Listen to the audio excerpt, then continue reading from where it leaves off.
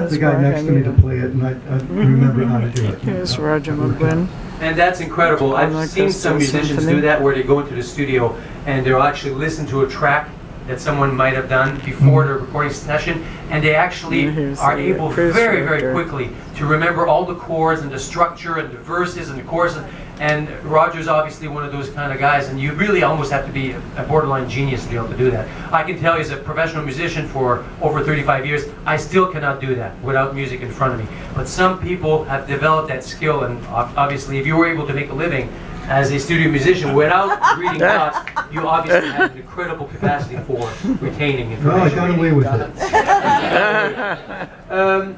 You want to move on? My next rehearsed question? Yes, okay. So, you had a passion for folk music. Tell us about the Folk Den project. Okay, well, back in 1995, I was listening to a Smithsonian Folkways album of traditional songs, and it dawned on me that most of the folk songs I was hearing were not traditional. I looked at the NPR's 100 folk songs, and only 8 of them are traditional. The rest are like Joni Mitchell, Bob Dylan. Great stuff, nothing wrong with it. But I was concerned about the longevity of traditional songs. They're kind of getting crowded out by singer-songwriter songs. And I thought, what's going to happen when Odetta dies or Pete Seeger dies? Well, they both have, you know. And so this is 1995. I knew how to record songs on a computer, and I knew how to put them up on the internet for free download. I thought, well, that's a pretty good idea, a way to preserve the songs. So I started doing that once a month since November of 1995. I haven't missed a month. There are over 25 years worth of 300 MP3s that are downloadable for free. And I give a little picture and a story about the song and the chords and the lyrics.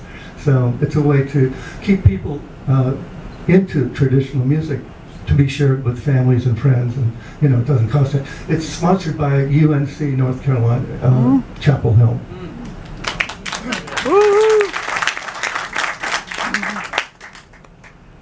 There's a mention here about clips with Pete Seeger, Yeah. right?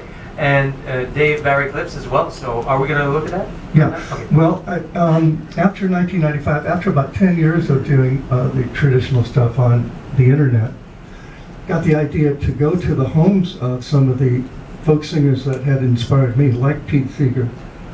We went up to his house, and it was like going to visit Santa Claus. You know? It was great. He lived up on a hill in Beacon, New York, and he invited us in. And I brought my computer to record. I knew how to record on computers back then. And his wife Toshi said, "Wow, you got $1 million studio in a box." And it's true. You don't need the $1 million studio. You can do it with this. Here's a clip that my wife Camilla shot of me playing with Pete Seeger for that album that I just showed you the cover of. And she had to hold very still. It was a big camcorder back then, and she couldn't breathe because she didn't want to move.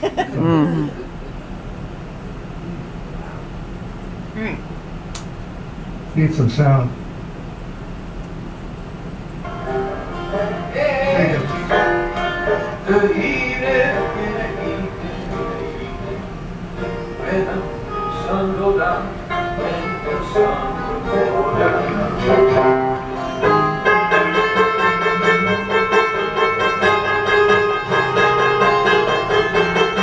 He was in his 90s at that point.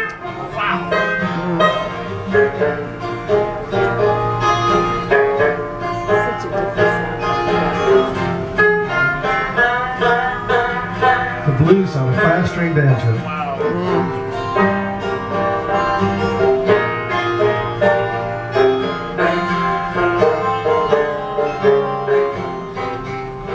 Good old Pete, we miss him.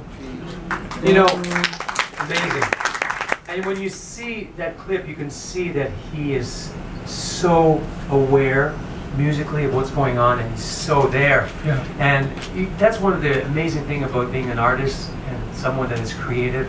It really keeps, you know, all the juices flowing and all that, you know, his mind, you can see, is amazing there. Yeah, he was a really wonderful musician and a wonderful person. Yes. A great guy.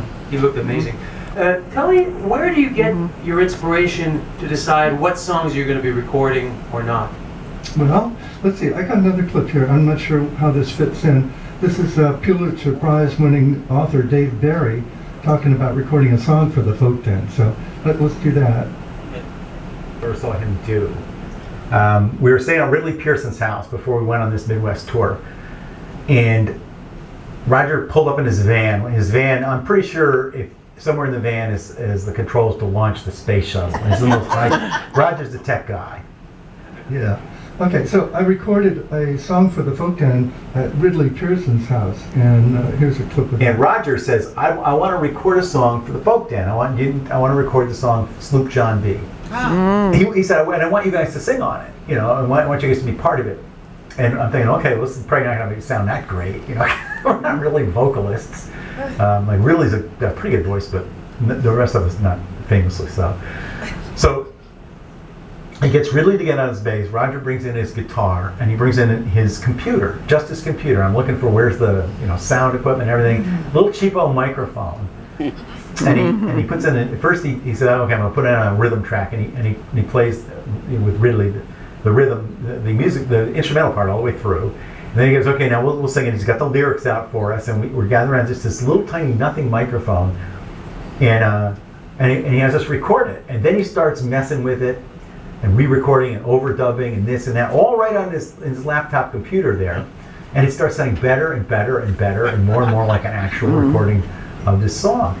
And then when he's done, it sounded incredible. And at one point we had screwed up a lyric, I can't remember what, and he took that out and had us re-record just that one part, put it back in, and it sounded, you couldn't tell what he had done. And then like 2 days later, it's on the internet. You can download it, Sloop John B, and I thought it sounded really good. And I was just stunned by that he could do that. Push up the John B sail, see how the mainsail sets. Call for the captain ashore, let me go home. Let me go home.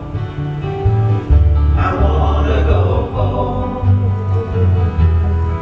When I feel so break up, I wanna go home.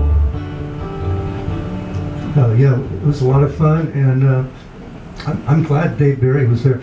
I tour with them sometimes. They're a group of authors called the Rock Bottom Remainders, and Stephen King, Amy Tan, Ridley Pearson, Greg Iles, and a lot of other guys who want to be a band, but they make more money writing books. So they do this for charity every once in a while. Yeah. Okay, let's see what we got here.